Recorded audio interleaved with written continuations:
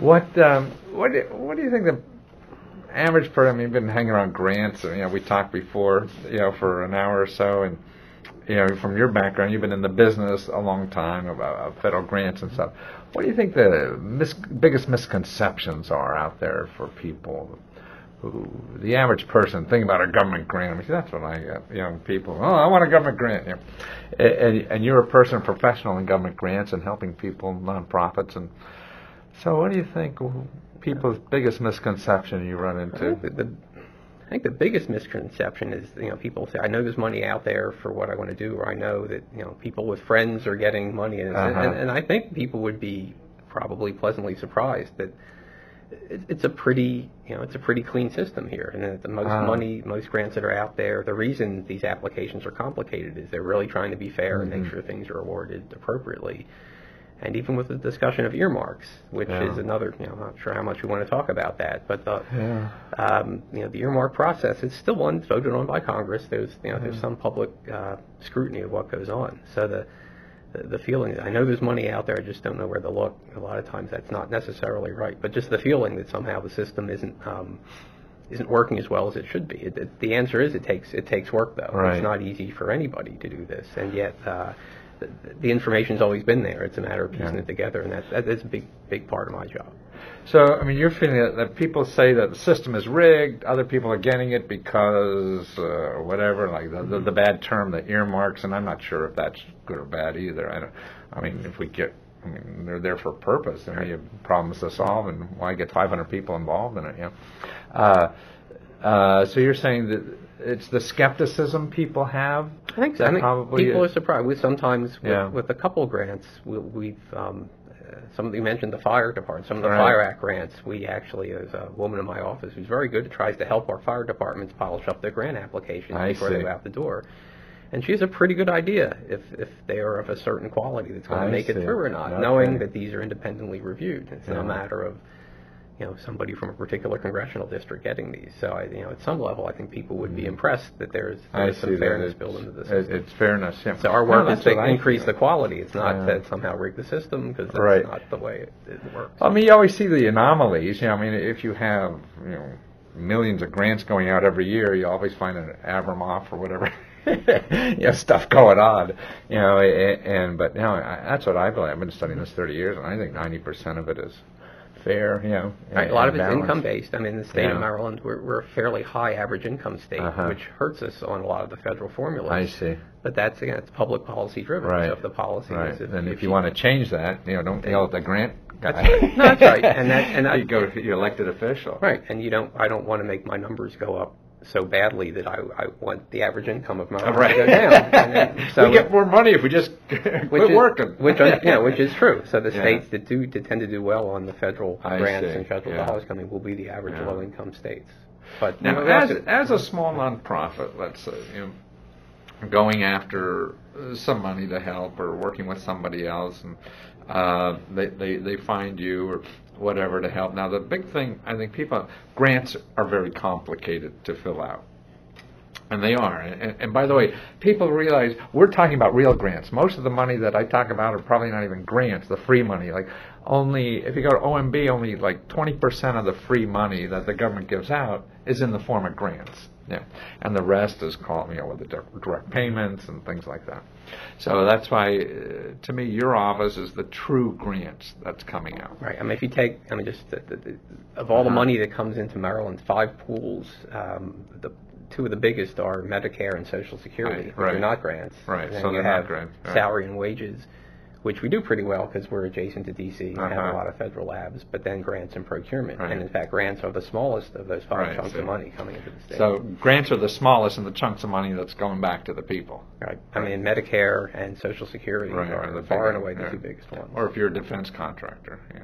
And that's, again, for the states that do well in federal procurement, defense contracts, will be a big chunk of that money. Virginia does exceptionally well on federal procurement for that reason. Virginia does, near the Pentagon. I see, right. They're closer than across the river. No, we do well, too, on that, but we have more of a balance with contracts on the human service, social services and side. Stuff like that, right. But back, and help, with an application, what kind of suggestions would you have? The small nonprofit, what's a good way, from what you know, about getting help with the application itself? Yeah, I mean, it's simple. I mean, grant writing, we do small sessions on how to write grants, but it's really a couple very common sense things, and you don't need to be the best writer, but you need to follow instructions. And when a grant proposal is put out there, the rules are in there for a reason, and it's to help the reviewers fairly go through the applications that come in. So even if you think something isn't right or should be done differently, your time might come when you're doing the proposal work, but here, follow the instructions. And it's once you actually win, and it's a good practice for if you win grants. The grants management part is pretty tricky too, keeping all the paper and files in order. So the fact that applications are complicated is a reflection of the grants management side as well. So if a group is struggling just to get a good application out the door, it's an indicator that maybe they're not ready to be doing this, and they might want to raise funds through more traditional fundraisers and actual grants activities. And this is what your office, you hold sessions to help people with these kind of issues. Like the one in September, the grants management issue. We do, but every state, I'm willing to bet just about every state will have grant writer training available. A lot of the public libraries do this. And there is the Council on Foundations. Trying to think, there are a couple of groups nationally that help do grants training. A lot of it's online, and a lot of it really is fairly basic. People think this is that hard to do. Fill in the blanks if you read. If you read, and you have to keep doing them. The folks that do well are the ones that keep doing grant applications. But our public library in Baltimore, which is also the state library, has a person, and they do grant training work, and we partner with them. And at your public library in Baltimore, they have someone that does grant writing? At the Enoch Pratt Library, which is also the state library. We're one of the few states where the state library is not in our state capital. And they've got a very effective program with one lady, and she brings in speakers, but it's a place for nonprofits to go. And it's a place people can visit. She subscribes to various services that have data and information, and while some are accessible online, some you actually physically have to come down to look. You mean like the Foundation Center directories and stuff like that? Some of these things that will be fairly expensive for an individual to get, she's able to purchase, and with the people knowing that. No kidding. So you'll see everyone from.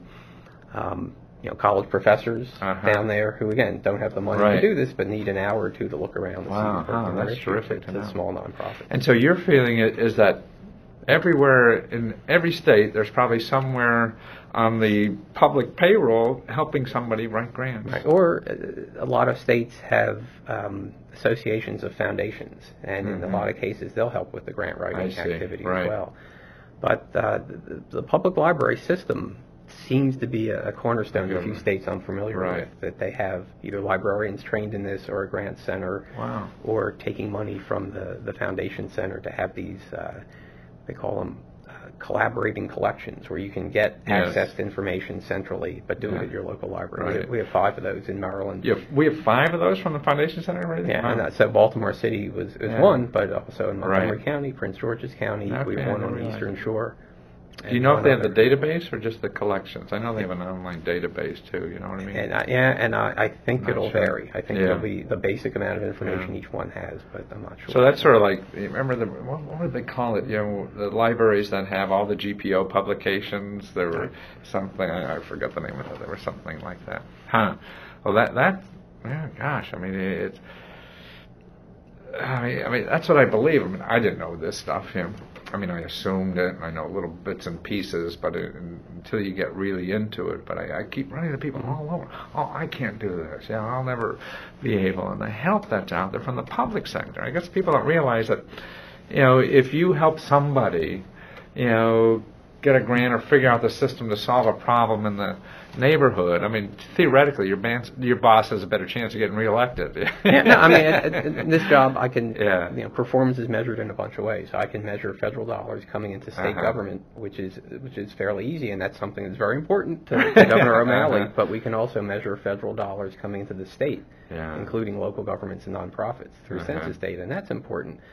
But a lot of what we do is solving problems. It really isn't just based on the money. While I can measure the money, or I can measure reductions in audit findings, which is important. I see. And we've done a good job reducing our audit findings. But the more it's just as important to be helping somebody get a playground for a disabled child to use. Right. Or I spoke while I was waiting for you to set up. Spoke to a lady who's interested in solar panels on an assisted living care nursing home facility. So she just called in.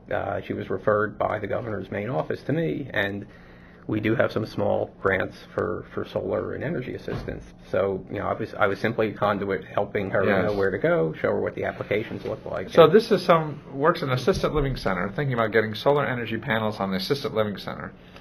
She found you, and you're pointing her to a state program that has some money for this kind of... In Maryland, the Maryland Energy Administration has a variety of smallish grants, but we had a bill passed this spring that increased the amount of money that can be given. And so it took this lady 2 phone calls, but she's talking, but now she has the name of the person who runs the program, and she can call and say, I'm looking at the application, I have a question here, when's the next cycle coming up? And it shouldn't take more than, my office, I think, helps reduce the number of calls from beginning to end. But even if you're in a state that doesn't have a grants office, every state brings in federal grants, so and every state has very good people who do this work. So it's just putting in the legwork. Well, most people now, what I find, particularly younger people, like our camera guy here, he doesn't even know there's phones unless you're text messaging him, and will do everything online and fine. So they'll put in solar energy online and expect to have everything plop on there.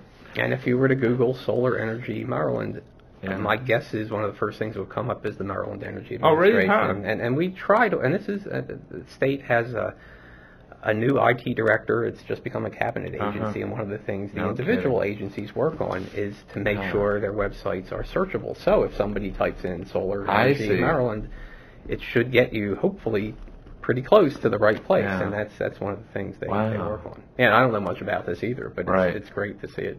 Well, that's remarkable to me that in 2-3 phone calls, she found the agency that it sounds like the probability is not too bad to work at, to try to do that. And so this is, whether it's a nonprofit, you don't even know if there's a nonprofit or for-profit group even. No. And on this particular grant, I don't think it matters. It doesn't matter if it's for-profit or nonprofit. See, that's how I see the world. This is the case. The public policy goal was to increase the use of renewable energy.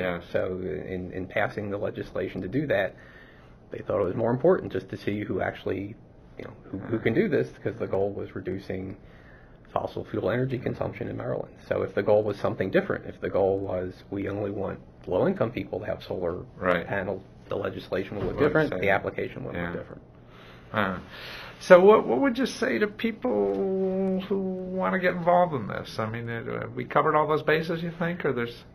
how do we get people to really start figuring out the system and using it? Well, and I would say people are pretty good. And if you're a nonprofit that's actually been in business for a couple of years, you figured this out. You've done something to keep going. A lot of people say, I want to start a nonprofit. But if when I get a call from someone who says, I've been in business for 5 years, now I want to do something else, they'll tend to know that. And it's, running a nonprofit isn't that different than a business. You need, you need your business plan. That includes the financial part of it. And it's, if folks are good, if nonprofits stick around for a while, they will know this part of the system. They may do traditional fundraising, they may do fee-for-service, they may do grants work, and that's where, again, I've really been impressed with these nonprofit associations. They can really train people up pretty quickly on things like that.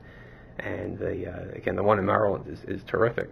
But it's if you want to do this, you sort of get started, and you need the other thing I tend to see, you need a passion for your topic. You don't start with, I'm looking for a nonprofit, any nonprofit. It's usually there's usually an issue that drives the person, and if they're motivated enough to care about children or cancer or whatever the issue is, then that drives them to the next couple of steps. Or even at a school, even a PTA. You'll see a PTA president who's motivated enough to say, we really could use some money for the kids. And once, if they're passionate about that, there are directions you can go. And if they're just, I'm just in it to fill the chair till the end of the year, and the odds are well, that's another group then. Like if you're a PTA president or involved in the community, or you want to get involved in the community, and that's why I feel, God, if people don't like what's going on, you go and change it. And that's great about a democracy. And there's people like you can do that, helping you to do that. See, that's what I can't get over. And you don't have to run for office. And a lot of kids, a lot of young people these days are coming out of college motivated to make a difference and help, and doing well in the I see, right. The amount of young people that do well in nonprofits is increasing, and it. I'm not sure I can prove this. In the past, you used to see a lot more young people going into public service and government right away, and I think you still do see a lot of that. But the nonprofit community, I think it's getting easier to crack for younger people who have the new skills, the new IT computer skills. But traditionally, I think that's been one where the average age probably been older for people who run nonprofit organizations, and it's changing. And now it's changing. Yeah, now I think that people really want to do something. Yeah, and you can getting access to information pretty quickly helps you do things more quickly than 20 years ago. And it's all free information, isn't it? Yeah, no, it is. And again, and the feds are getting better, and our state, and I think most states are actually getting better at sharing this information. It may not be a one-stop place to go, but if you really are motivated to do something on the topic that you're passionate about, who do you think is the best state that for being IT, getting everything online, that's doing best for getting stuff online and helping people? Okay, well, since I can't pick Maryland, right? Right. Well, I mean, you said we have a new guy here in Maryland that's very good. Who's going to be terrific. And this is interesting, too, because a lot of, a couple states I work with, Texas, Michigan, Pennsylvania, and the District of Columbia, all have grants offices of some type, and all are working on these issues. And Michigan is probably a leader in terms of managing data management around grants. That was Texas, Michigan, Pennsylvania, and who? And the District of Columbia. Right. There are other places. Indiana has an office in this, and other states have people that do this work, even if they don't actually have a title set up. So we're fortunate we do get to talk to a lot of other states who are either setting up offices or figuring out where you place an office like this to increase the effectiveness. So it sounds like the best place to start looking at is the governor's office, right? To call, and that's, again, most governors, as soon as they come in, they do a good job of, the constituents that elected them to be there you want to serve. So and then most states also will have, if not with the state or somehow with the library, is grants training I think services going to the public library. So they don't have to look in the yellow pages for some professional accountant or something charging thousands. Right, and especially that's been a niche for us, is by not charging for anything except this annual conference. We're really getting people who either don't have a lot of money or don't want to invest money until they really think they need to do that. But any state nonprofit association or foundations, even calling up the largest foundation or any foundation you've heard of in your city or town, call them up and ask not for money, but where can I go to get training on this? My guess is they're going to know. And that's a good idea. And foundations love to be called by people not asking them for money but for help on something else. So then another good source is if you're starting a nonprofit or thinking about it, you find the big foundations, and to find the big foundations, you could do that in the big foundations in your state, right? Because they're the people more interested in helping other people who want to help people. Tend to be, though. There'll be variations. Some of the biggest foundations in the state might give only to national or international causes, not local. But you can access data. GuideStar has a website where there's free information up to a certain point, but you can track through GuideStar. Some of the basic grant. So through GuideStar, you can find the bigger foundations in your state. You can. I mean, in Maryland, we've been fortunate in that the Urban Institute has been very generous to us and giving us access to a data system where they've put a lot of the 990 tax files. So I can track foundations and nonprofits and even churches by county. And yet you can get this through GuideStar, and then as soon as a 990 tax filing is filed, it becomes public information. It's just a matter of how you collect it and how you find it. So that's what's nice about technology. It all gets there, and that's why I'm not publishing books anymore either. I think that's the way to go. Well, is there anything else? I know the seminar that sounds wonderful. I think I'm going to get there. I think my wife, who runs a nonprofit, I'm going to get her butt there, too. She should know about that. And I'm particularly all these forms. I mean, if people ask me those kinds of questions, even though I'm not a nonprofit, it's good to keep up on that kind of stuff. If you go to grants.gov, you can see everything you have to do to become eligible. But it still can be daunting for the first time you do it. And that's what my big fear is, that people don't know their options. Someone like you and people be out there advertising and charging people thousands and thousands of dollars for things they could get for free or next to nothing. And there was a time that maybe there was more of a need for that, but as the information is easier to get, when folks come saying, somebody's trying to sell me something for a lot of money here. Yeah, so knowing your options, that's what I think about it. Well, I'm glad you're in business. Okay, well, thanks for helping us. Okay, thanks for inviting me to talk.